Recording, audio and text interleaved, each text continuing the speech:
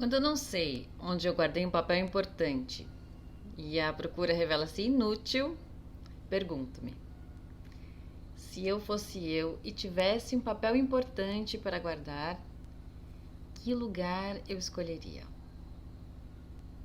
Às vezes dá certo, mas muitas vezes eu fico tão pressionada pela frase "se eu fosse eu", que a procura do papel se torna secundária.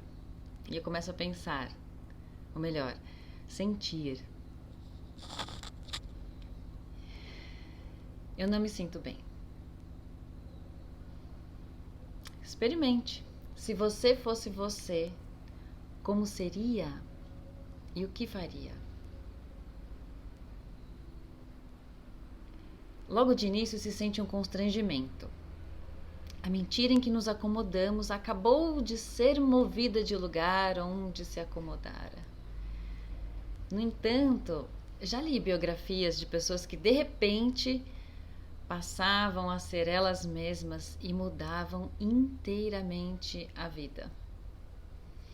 Acho que se eu fosse eu, os amigos não me cumprimentariam na rua, porque até a minha fisionomia teria mudado. Como sei? Não sei. Metade das coisas que eu faria se fosse eu, não posso contar. Acho, por exemplo, que por um certo motivo eu terminaria presa na cadeia. E se eu fosse eu, daria tudo o que é meu e confiaria o futuro ao futuro.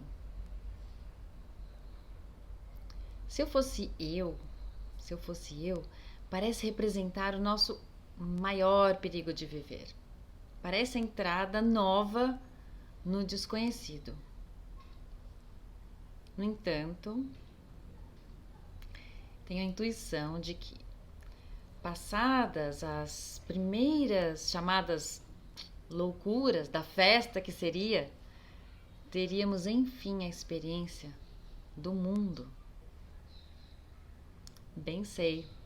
Experimentaríamos enfim, em pleno, a dor do mundo. E a nossa dor, aquela que aprendemos a não sentir.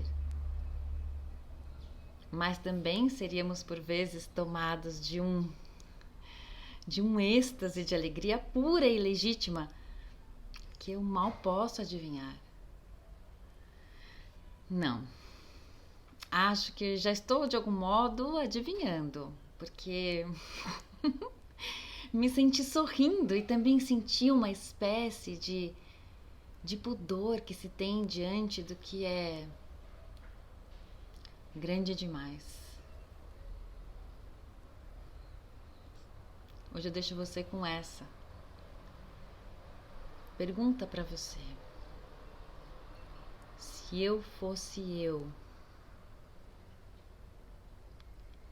o que eu estaria fazendo agora?